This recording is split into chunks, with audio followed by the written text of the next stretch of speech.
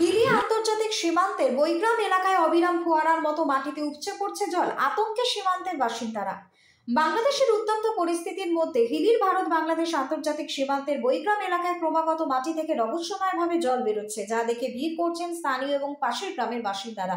এই ঘটনাটিকে কেন্দ্র করে এলাকায় ব্যাপক চাঞ্চল্য এবং আগ্রহ লক্ষণীয়। পাশাপাশি ঢিলছড়া দূরত্বে আন্তর্জাতিক শূন্যরেখা, বিএসএফ এর প্রতিনিধিরাও এই ঘটনা দেখে অবাক হয়েছেন। ঠিক কি কারণে এই জল বের হচ্ছে তা নিয়ে ধন্দে এলাকাবাসী এবং বিএসএফরা।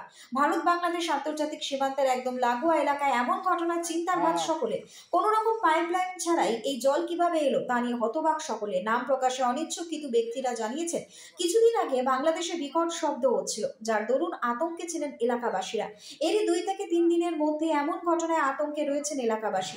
তবে স্থানীয় পঞ্চায়েত সদস্য বিষয়টি প্রশাসনের নজরে আনবেন বলে আশ্বাস দিয়েছেন। পাশাপাশি জনগণকে আতঙ্কিত না হওয়ার জন্য অনুরোধ জানিয়েছেন। বৈগ্রাম থেকে হিলি নিউজ বাংলার নিজস্ব প্রতিবেদন। ছাগল চড়াতে আসে দেখি যে এখানে জল, তো আশ্চর্য হলাম যে জল কোথা থেকে আসলে, এখানে তো পাইপ টাইপ কিছু নাই। তারপরে 1 পা 2 পা করে আসে দেখি যে এখানে জল বের হচ্ছে। কতক্ষণ ধরে বেরোচ্ছে জল? তো মোটামুটি 2-2.5 ঘন্টা হয়ে গেল। তারপর কি কাউকে জানিয়েছেন বিষয়গুলো? কাউকে জানায়নি, শুধু মেম্বারকে জানাইছিলাম। কি ভাবছেন কিভাবে হলো? এই যে পাশেই বর্ডার, কিভাবে হচ্ছে? বিএসএফরা আসে দেখে গেল, বিএসএফ অফিসাররা দেখে গেল। তো এই ঘটনার ফলে কি আপনারা একটু আতঙ্কিত নাকি? হঠাৎ আতঙ্কিত হওয়ার কারণ তো, তার কারণ আশ্চর্য একটা ঘটনা ঘটলা, গ্রামের লোক তো আতঙ্ক হবেই। আপনার নাম? দানিয়েল হেমব্রম।